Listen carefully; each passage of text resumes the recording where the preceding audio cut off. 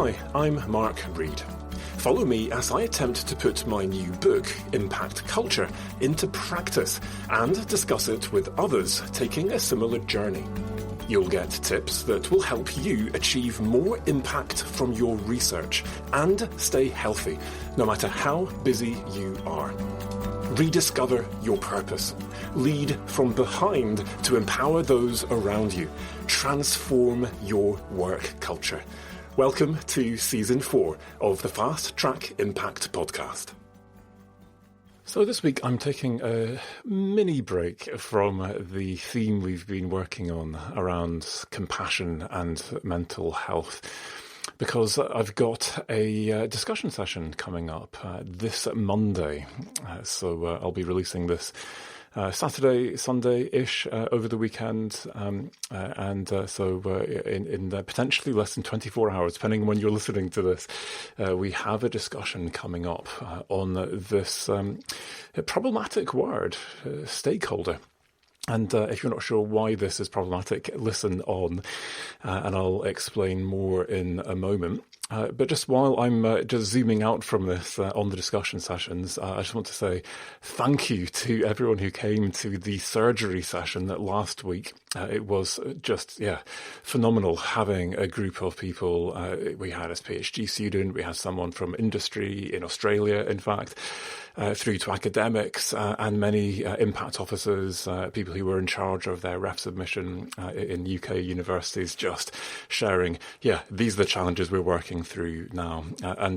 I gave my perspectives and tried to help people, but the group itself, wow, amazing. So if you were there, thank you, and thanks for all of the great input.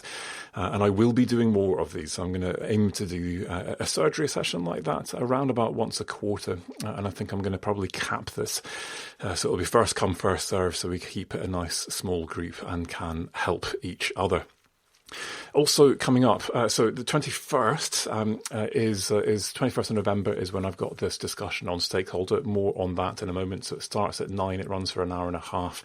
It's 9 UK time. Should hopefully work for those in Australia and New Zealand in the evening. Apologies to those in the US and Canada who wanted to join.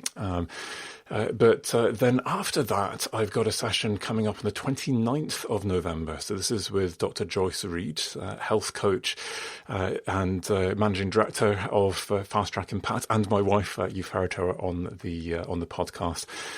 And you can come along if you're an academic, if you're a researcher, a PhD student, but this is really designed for professional services staff, how to actually get researchers to engage with physical, mental health challenges, but in particular just the overwork, and to get people to stop and think about their work-life balance, engage with what is going wrong, look at the root causes of that, and try and get things back into balance to avoid burnout and such like. And so I know a lot of people in professional services, also managers, heads of school in particular that I've spoken to, who really struggle with this.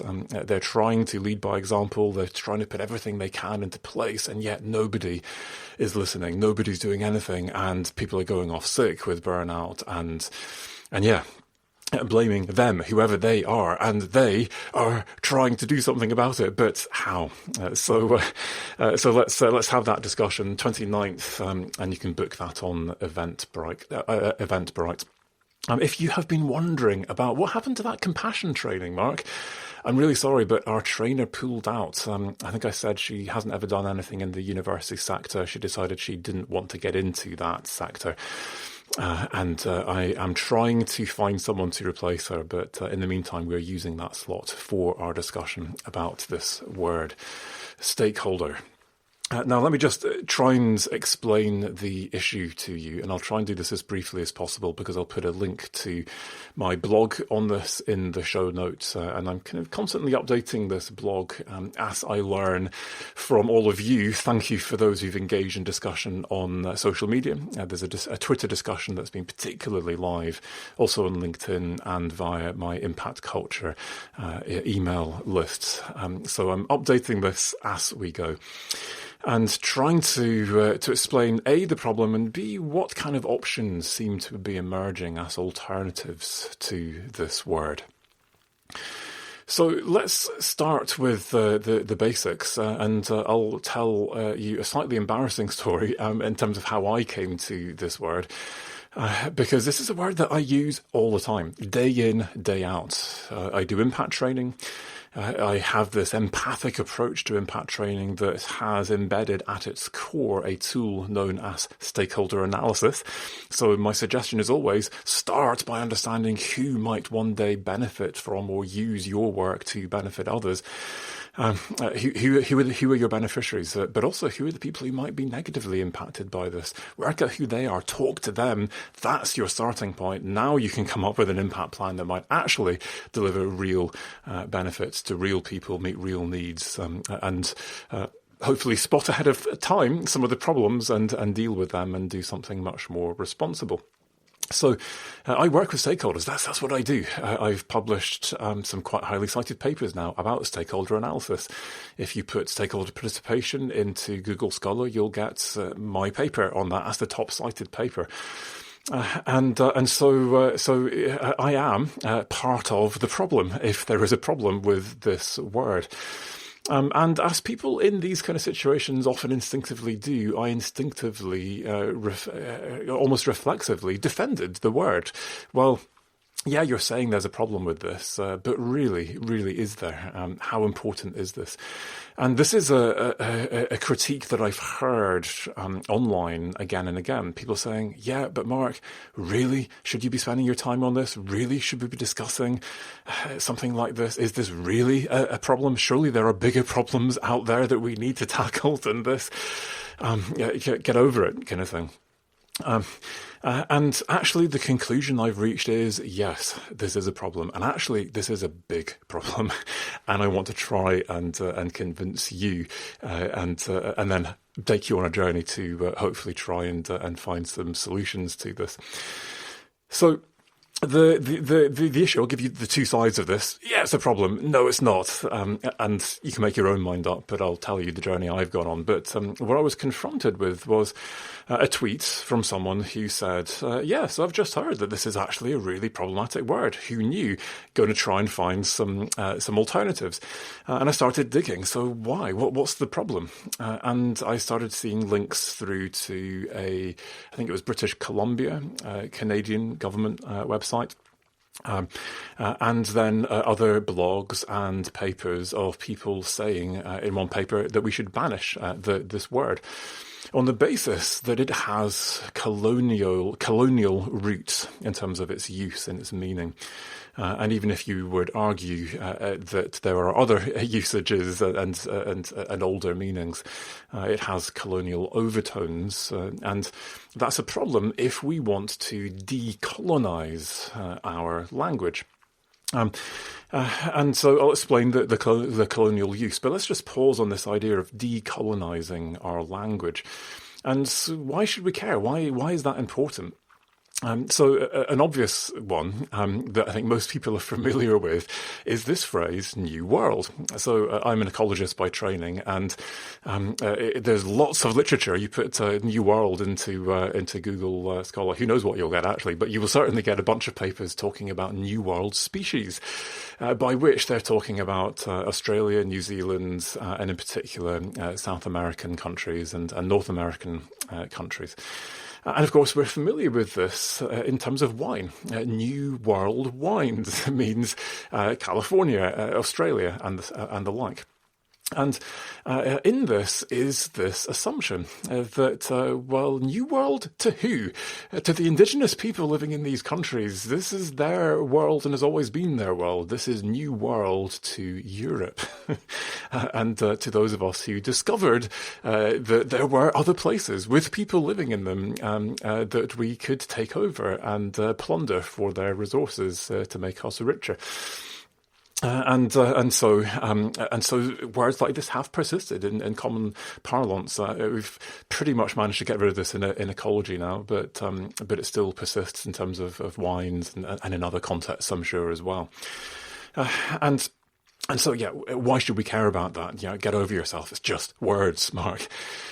But if you are working in a community and the norm, what everyone considers the norm is, well, we are the old guard. We are the people who were there first, and you are the newbies, effectively. There's this unwelcoming kind of sense of, yeah, really, I'm a New World researcher working on New World species, drinking New World wine as I write my papers, and the sense that yeah, we're the newcomers to this whole thing, and somehow there is this hierarchy in here that the old guards, the old world, are somehow superior. And have taken over this new world and own it by calling it that new world, and that sense of ownership that I don't even own my own country. This is the new world, but actually this used to be mine, I thought. There is something incredibly unwelcoming.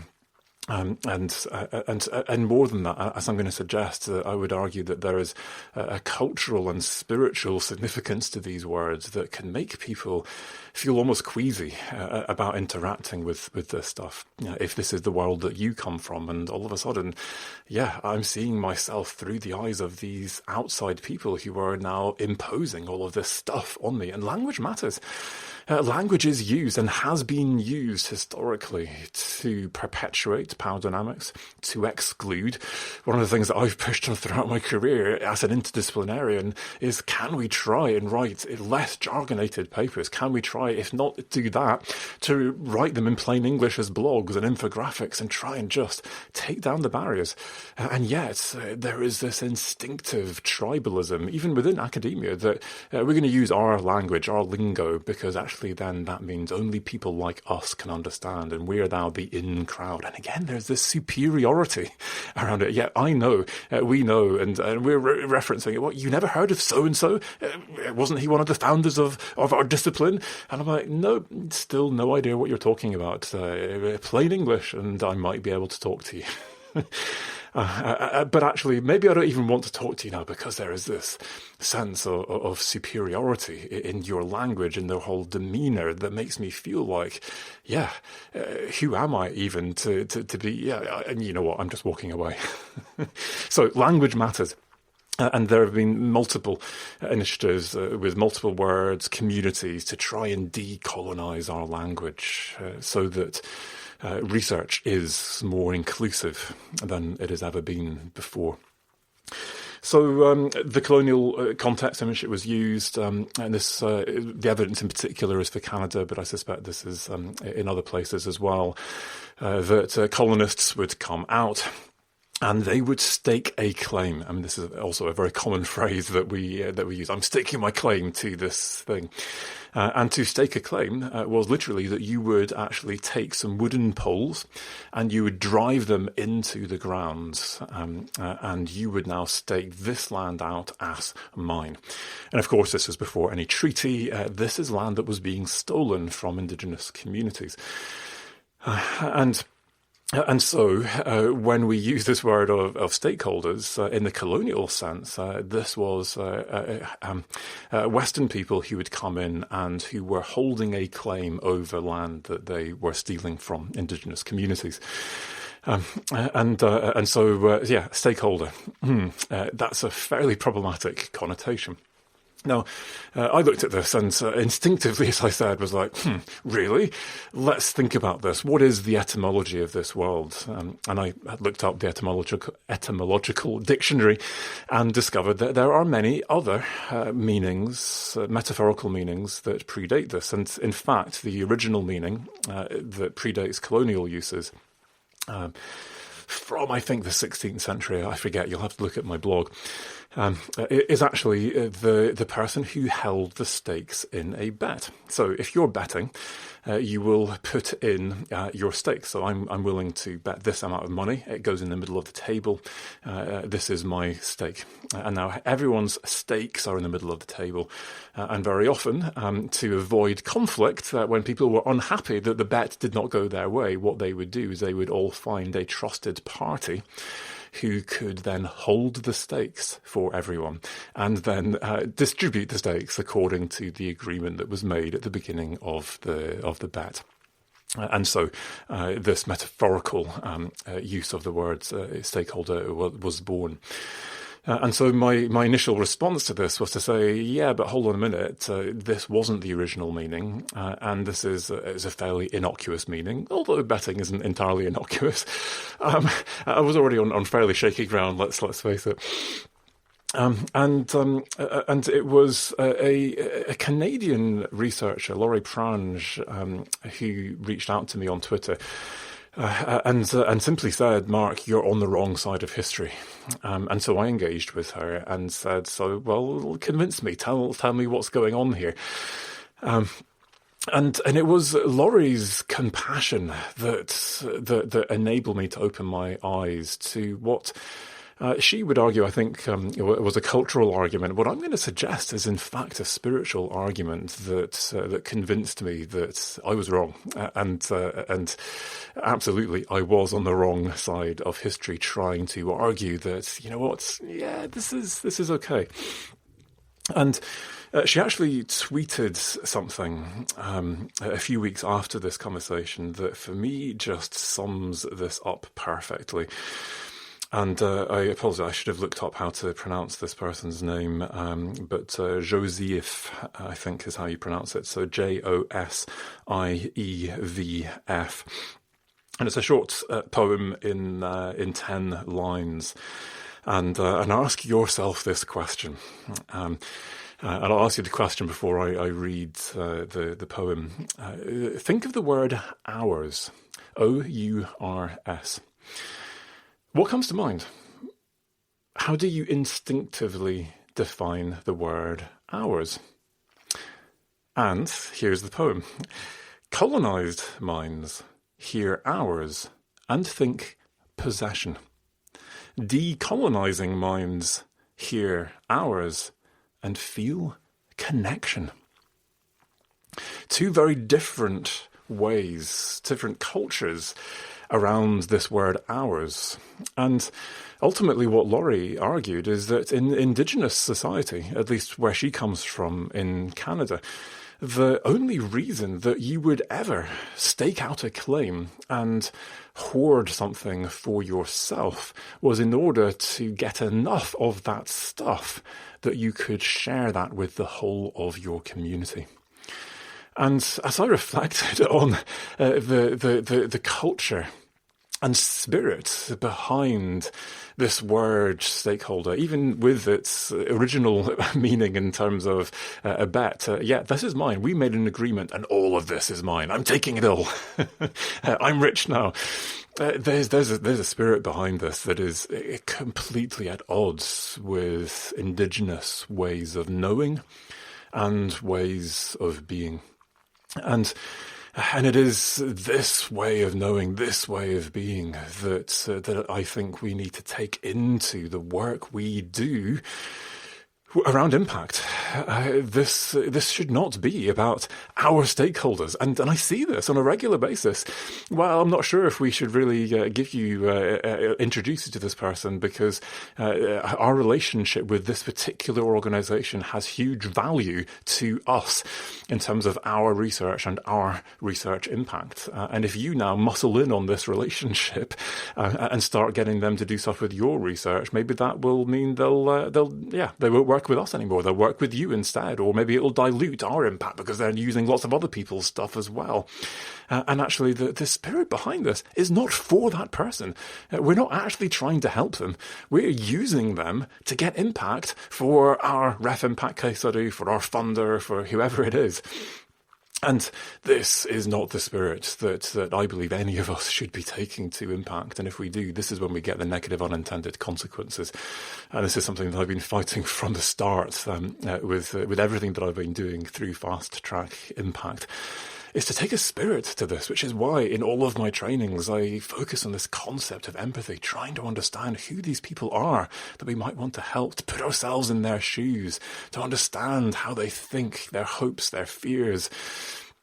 that sense of becoming one with them, one with nature, if it is nature that we're trying to help, so that we can now do things that might actually help, putting them in the driver's seats rather than us, even if that takes us in directions that we're not comfortable with, that ends up not actually using our research, but we stay with it, because ultimately we are for them, we are for nature, we're for their interests, not just ours, and what we need for our impact. And so this word, stakeholder, problematic, deeply problematic, because embedded within this are these Western ways of knowing, Western ways of being, that many of us just take for granted. How did you answer that question? What do you think of when I give you that word, ours? And the fact that none of us have even spotted that there's a problem, when Indigenous researchers instantly kind of feel queasy using this word. No, I've never liked that word. Why would I ever use that if I could help it? And there is this kind of comfortable consensus of, this is normal. But who's normal? It is a very Western normal that is exclusive and not inclusive. And so I would argue this is something that we need to change if we genuinely believe in making research as inclusive as possible. And not only to Indigenous researchers, but to the Indigenous communities that we may want to work with as well. But whether or not we are working with Indigenous researchers, Indigenous communities, and many of us aren't and perhaps never will be, decolonising our language across the academy, I would argue is still a goal that we should all be behind. I'll let you make your own mind up. This is ultimately a moral decision that we make, as I've suggested. This goes to that level of spirituality, of morals, of what I believe is right and wrong, of my values. And there will be people who disagree, and that's okay. Let's have that discussion, and maybe that's where part of the discussion goes on Monday. Who knows? We will see. So let's have a think then. If there's a problem, then what might we do about this problem? So I've been exploring this, as I've said, on Twitter, put out a few polls, put out a few ideas, got a load of ideas back. Same on LinkedIn. I then attempted to put all of these together into a bit of a list. And I sent that out to my impact culture discussion list. So I'll put a link to this into the show notes if you want to join that discussion group. And hopefully people who come to the discussion session on Monday will do this as well. And we can continue the discussion long after our workshop, and including those who can't make it to the workshop. In fact, actually, before I come on to the options, it's worth me pointing out the genesis of the workshop and where this might go, because I don't know ultimately where this is going to go. And at minimum, my goal is to open people's minds up to the fact that there might be a problem here, and to get you to do that introspection and start asking yourself, is this a problem for me? And I'll let you make your own mind up. I've taken you to that place already. The second point is to then say, well, if this is a problem, then how can I start avoiding using this word and start using something else instead? And I will confess, for someone like me who's used this in my entire career, this is going to take time for me to stop using in conversation. I've been trying really hard, and I do feel like I've been making progress. But pick me up if you're in one of my workshops and I let it slip. I think that it is possible, but we need options. And so I figured, well, I need some options, and there's a sense of urgency here because I'm writing papers that are going to be in print, and the more papers I write that are in print with this word still in them, the more I continue to contribute to the problem that I have helped create through my own use of this word in my papers historically. And so I had a paper recently that I published. This is my Reed and Rodman paper. I'll maybe talk a bit more about that next week or the week after. And I've replaced it there with something. I'll come on to that. I'm not quite sure that's the right thing yet. I've got a paper that I've been holding off on submitting about stakeholder analysis, so a new approach to stakeholder analysis that is designed to be more inclusive than ever before. And in a paper like this is essential. I need a new word. So that's my urgency, but I know many of the people on my network have a similar sense of urgency. I know there's a problem now, but I don't have an alternative that works because there are problems with most of the alternatives that are out there. So I figured rather than just me coming up with something, why not crowdsource this, given that all of you have lots of great ideas and that has been proven to be the case. You'll hear some of the great ideas that have come out in a moment. And so at the end of this discussion on Monday, hopefully we'll have a few better ideas, maybe a bit of consensus between those who are there. But do we need consensus? I think not yet. We just need options. In an ideal world, though, we actually get something that has a similar ring, a similar sense of rightness that people can say, yeah, that's the word that we use, that actually replaces this word. And I think it would be nice to get consensus on that. But by the time we get to a word that we choose and that we now proactively try to promote and get to replace this word, we need to make sure that this is a fully inclusive process. And talking to Laurie in particular, I'm acutely aware that there are not going to be any Indigenous communities coming to this. This is not set up for that. This is for my research networks, ultimately. And my hope is that there will be some Indigenous researchers who come along. And I've been putting this out to all of my friends and colleagues to say, if you have Indigenous researchers in your networks and you think that they might enjoy being part of this, then please let them know, invite them to come along, because I want this to be as inclusive as possible. I myself don't have any close Indigenous researchers in my networks that I can reach out to. And I'm very acutely aware that Indigenous researchers regularly get invited to processes like this in what is no more and no better than white tokenism. I need some Indigenous researchers to make what I'm doing look inclusive. But I'm not really wanting to engage with you. There's no intention of building a relationship with you or anything else. You're just there to make me look good. And that clearly is not my goal. I want to learn from people from different ways of knowing and being.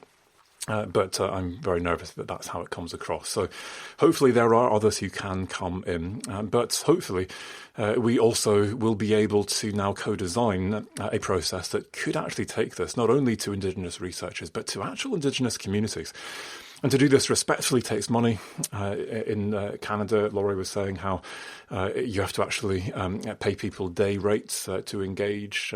Increasingly, I'm doing this across all of my own stakeholder work. Despite getting pushback from funders, I think it's important to value people's time and to pay them for that. So Laurie encouraging me to think about how I get proper funding to do this work properly. And that's going to take time. And so do I wait? And I think many of my critics would say, yes, Mark, you should wait. Wait until you've got that funding. Wait until you can do a fully inclusive process. You should not be having this discussion.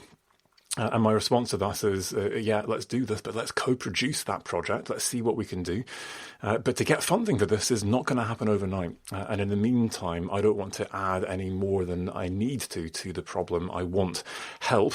And I'm coming simply asking for help, if nothing else, to try and raise my own game. And hopefully others benefit from that as well.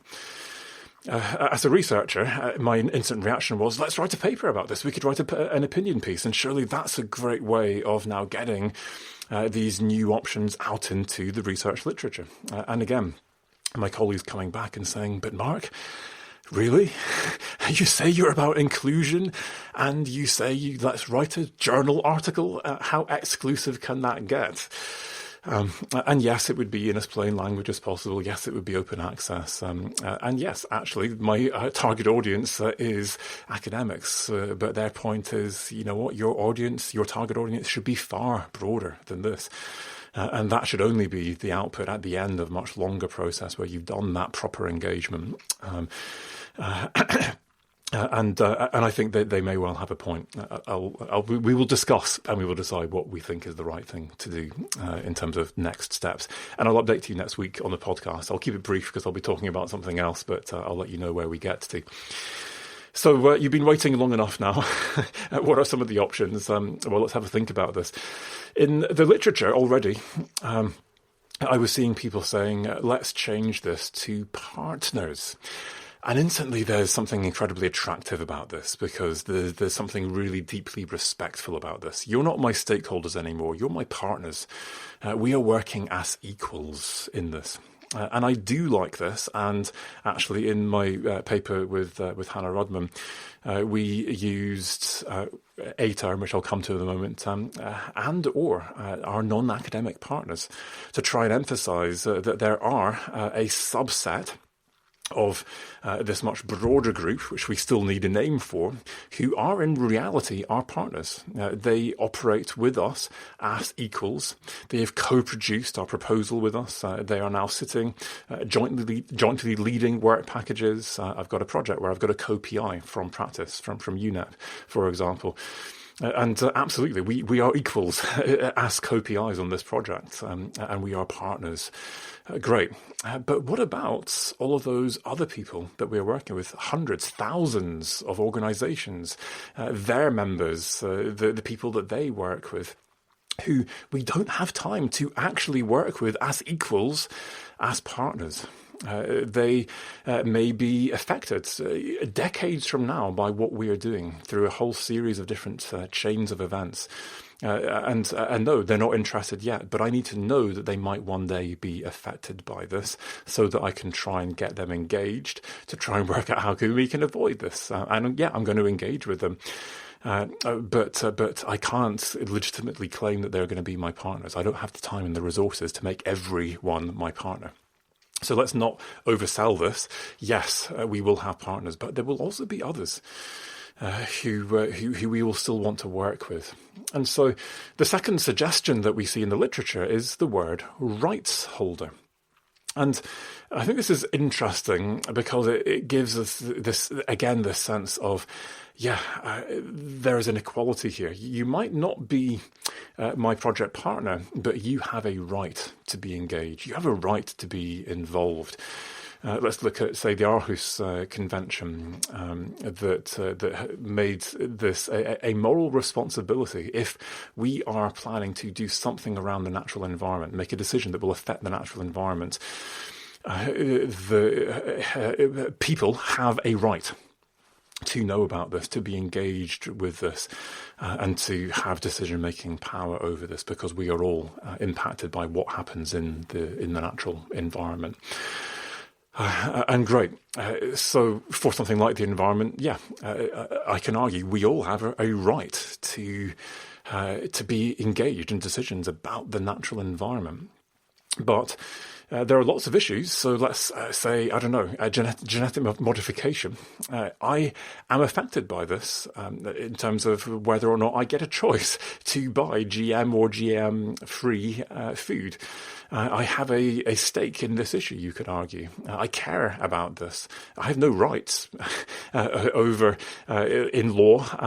I might have some moral rights, but even those could be argued. I have no rights over those companies to force them to label their products or to make GMO-free products available to me. Perhaps I want to argue for those rights, but there are many issues that we care about that we have no rights over. So, might work in some contexts, but it's not generalizable enough. So let's just pause for a moment. I am going to think about some other options here, but we have the challenge now it's going to be a two-word thing. It's not just going to be partners, but these are they interested people? Are they interested groups, for example? Are they actors? Is it something else? So if you're a social scientist, this word actors. is something quite familiar with you, but there are problems with all of these as well. So if this is about people, well, what about organisations? What about groups, farmers, for example? Yeah, interested people isn't quite right. Affected people, yeah, also, yeah, it's more than just people. So what about groups? Well, okay, but then what about individuals? Groups is clearly excluding individuals. And some people would argue, yeah, then maybe that's something we could live with. And I've used that in Reed and Rodman. But the other one is actors. And we also have to think about how this lands with people. And I heard a tragically hilarious story of a researcher, a social scientist, who went into a local council somewhere in England and had the councillors, the politicians, and they clearly had some egos on them, and this person described them as actors. And did so a number of times in their presentation, and stopped. And this outraged chair spoke for their fellow councillors by saying, "We are not play actors. We are real politicians. We don't act. We're for real." And she desperately tried to explain, no, I'm just talking you actors, as in stakeholders, as in, but that was it. And she actually got chucked out. They were like, "We're not listening to any more of this. We are offended, and you're out of here." Someone else came up with the word entities. And again, this solves that problem of, well, that could be a corporation, it could be a group, it could be an individual. But she herself pointed out, would I like to be referred to as an entity? Welcome entities to this room. No, that feels very cold, very inhuman somehow. Yeah, good idea, but not quite, I don't think. So the other problem we have actually with all of these is that they imply that stakeholders can only be human. And I think it's important to recognise that there are very often very important non-human stakeholders, species, collective groups of species, habitats, ecosystems, and the like. Apologies for a really bad definition of habitats here. My ecologist is screaming out, but I'm sure nobody else noticed. Anyway, moving swiftly on, I think given how important these non-human actors, as many social scientists describe them, are to the interconnectedness of the most important global challenges we face today, we do need to have a think about this. I think group could work. Group doesn't necessarily imply people. I tend to find when I write about it, it feels like I'm implying people, but maybe we can live with that. The other word that I've come up with, though, that seems to work, that is getting positive feedback from you guys, is parties. And I'm kind of in two minds about this. Groups, parties, there are pros and cons. Parties very clearly can be non-human. We regularly talk about the parties to an agreement, conference of the parties happening at the moment in Egypt, for example, in the climate convention. These could be a country, it could be a corporation, it could be an individual as a party to an agreement. So yeah, human, non-human. The issue with this is, again, it's quite impersonal, but the biggest objection I've heard is that there is a very clear legal meaning to a party to an agreement. And is that confusing for legal scholars, people involved in that? Yeah, maybe. And so maybe that's a reason not to use it. And maybe we can swap between the two, groups or parties, depending on what is most relevant in context. Probably doesn't matter. So I've been trying to get a sense of what you think. I put this out, and one comment that I thought was particularly interesting was Eric Jensen, who I'm working with on a fairly regular basis. In fact, he's just started part-time as a research fellow in our research centre at Scotland's Rural College. So working with him as a consultant and as an academic now, which is great. And he said that actually, when you think about it, how many published stakeholder analyses actually include non-human species? And I kind of scratched my head. I haven't done a literature research on this, but I'm fairly familiar with this literature, having just finished writing a paper on this, and the answer is very few. Does that then justify saying, you know what, this is important, or should we be trying to encourage people to extend out and consider our non-human species alongside our human colleagues, publics, and the like? Not sure. But it does justify, I think, this idea that groups is probably okay. So groups or parties. Finally, then, we need a descriptor. Are these, I've given you two so far, interested parties, interested groups, or interest groups, perhaps? Are they affected groups, for example? And for me, the first place to go logically is the definition of the word stakeholder, as was originally coined by Freeman in 1984. I have reached out to Freeman. I apologise, I've forgotten his first name. He's on Twitter. He's still a professor in an American business school. You can look him up. And he sadly doesn't have time to join the conversation, working on lots of other things nowadays. But Freeman came up with this idea of a stakeholder as those who are affected by or who can affect a decision.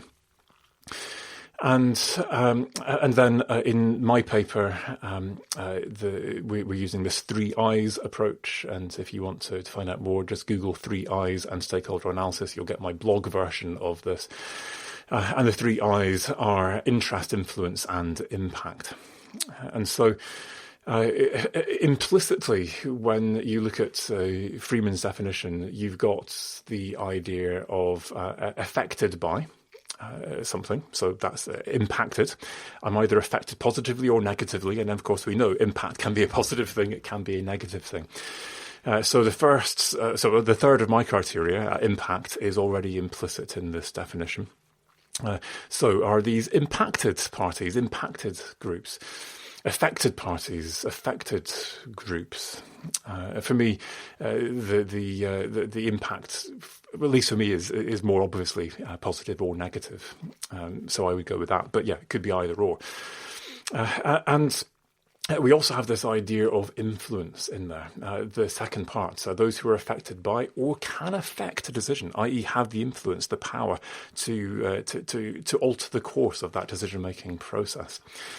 So this could be now influential parties, influential groups, influencers, for example. And when you bring in that third criterion, interest, which is not in Freeman's definition, but which is regularly used in stakeholder analyses. If you look in the literature, it's dominated by interest-influence matrices. We've got now 3 options. Interested groups or parties, interest groups, for example, influencing groups or parties or influencers, powerful groups, that kind of thing. And then finally the idea of affected parties, affected groups, impacted parties, impacted groups. Great. But hopefully you can see the problem. All 3 of these are just one part of what makes someone, in Freeman's words, in 2 parts, a stakeholder. So we're getting at 1 out of 3 aspects of the people we're trying to understand. And as a result, we are likely to bias this to only identifying the powerful groups, the influencers, if that's what we call them. We're looking for influencers. That's what I did. No, but I meant you to also look at the people who were interested, but who had no influence, who might be, in fact, the most impacted of all. Oh, okay, well, why did you not say that? Well, because I couldn't say, in terms of my replacement for the word stakeholder, interested, influential, and impacted groups or partners. Yeah, that's a problem. It's a bit of a mouthful. So, where do we go from here. Well, let's have a look at two options. And so the first is what me and Hannah did in our most recent publication in, is it Sustainability Science? I can't remember the name of the journal, but have a look. And we called, we just did a find and replace and finessed it, different things in different places, but kind of, and shortened versions of this. But this was what we used. We used interested/affected groups and non-academic partners.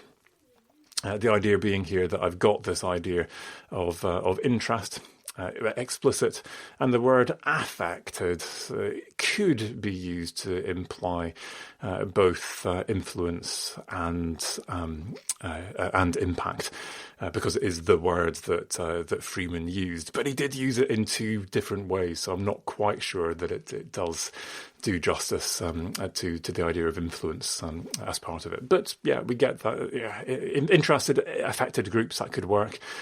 And non-academic partners. Having reflected on this, this idea of non-academic, using a negative prefix, implies superiority. So I've described how I was brought up in a church context, and we used to talk about non-Christians, and it was always in a pejorative way. Feeling sorry for these poor sinners whose life had no meaning, and our task was to bring them into the fold, and it's patronising. And if you've been referred to as a non-Christian, it's like, what? I never even realised that there was a category of black and white that could be Christian versus non-Christian. Not comfortable with that. If you were referred to as a non-academic partner, yeah, what? You trying to say I'm not clever or something? Yeah. Okay, so moving swiftly on, it was a good idea at the time, and it's now in print. But hey, it was as good as we could do at the time. Partners, yeah. Non-academic, not sure. But then, yeah, just partners, maybe that works. But yeah, second idea. Let's move to this. Is that where I'm heading to this is the idea of a completely different word, the word relevant. So, relevant parties or relevant groups. And I think instantly there are issues here, because the word relevant means that somebody has to decide who is relevant, and who gets to decide that is going to be who's in and who's out. And instantly there is the potential for us to fall into a power trap. And we're back to what has happened historically with interest influence matrices, that we're going to define the high influence, high interest people, and we'll spend all our time with them. And if you're low interest, low influence, then in some of the original papers, they're described to as the crowd, and we'll just crowd you out because you're not important. And that's what I'm trying to get over with this idea that by adding this third criterion in impact, that we can have people who are the crowd, so you thought, not interested in what's going on here. We have no influence. By definition, we are the poor, the oppressed, the marginalised, and yet we have a moral obligation to reach out to these people because they could be more impacted than anyone else, either positively or negatively. And I think maybe I'm just convincing myself here. You can tell me what you think, that it does work, in that, for me, this is very obvious and very clear, that whoever is doing this analysis, whoever is using this word, you have to open up this question, well, who is relevant? And you only get to decide that once you discuss it with others. And this is always something that can be problematized by others. Well, I think they're relevant. And what about them? And hopefully this reminds us that we need to open our mind to other perspectives in terms of who might be relevant. Yeah, maybe not. I'll let you decide how persuasive that argument is. But I think one of the things that has merit here is that that it's a phrase that resonates. It's memorable. It's something that we can all understand. And in fact, you don't have to be an academic. You don't have to have studied this. You don't have to be able to speak another language. And this is another thing that a number of people have told me. We need a non-English word. And wouldn't this be a great solution to rebalancing this language problem that we've got of an academy that is dominated by the English language because of the journals that are the top journals are English speaking journals, and how that perpetuates the problem. And this is something that I think has merit that I would like to discuss with you more, especially those who have suggested it.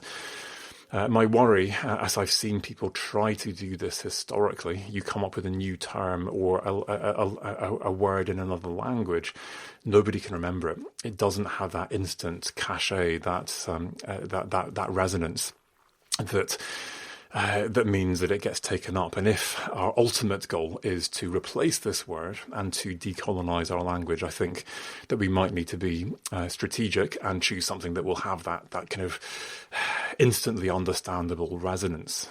But perhaps I'm just falling into my own traps here, and saying, well, we accept that we set the terms of engagement as white Western men like me, and so I'm going to choose something that other white Western men like me will feel comfortable with and remember and be able to use and make life easy for people like me. The controversy, the hypocrisy is not lost on me, and I look forward to a critical discussion on this on Monday. So, relevant parties, relevant groups, a non-English word, there are options, I think.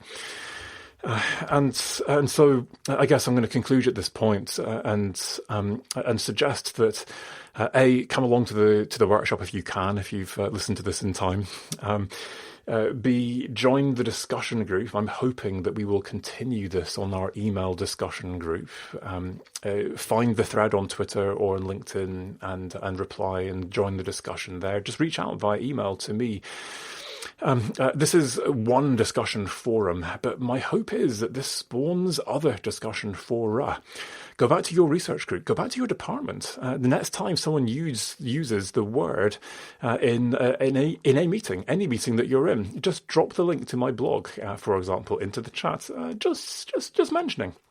What can we all do to raise awareness that there is a problem here, and what can we all do to start using some alternatives, or just editing that word. I did this in the paper that we are going to submit sooner rather than later. Hopefully, we replace the word stakeholder with relevant parties. That was what we used, or what I used, just to try this out. And actually, I found that this word stakeholder was quite lazy. And I discovered in some places, I'm actually talking about partners here. And I need to specify exactly the subset of so-called stakeholders I'm really talking about here. This is very specifically beneficiaries in this particular context. And the sense I had at the end of having done this was that it was a better paper for having actually used words that had meaning and nuance to them, rather than this catch-all, easy word of stakeholder. So it is hard. It takes some effort, some thought. But I think we might actually communicate more effectively at the same time as achieving this deeper cultural, perhaps even spiritual goal of decolonising our language.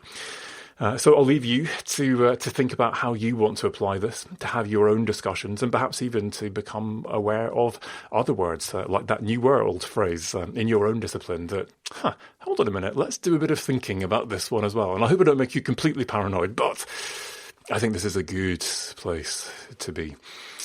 So go away from this and reflect on this word, ours. Because research should be for us all. This should not be ours as Western researchers, as a Western community, as an old world that we keep in the ivory tower for people like us that speak our language and that feel part of that privileged old guard.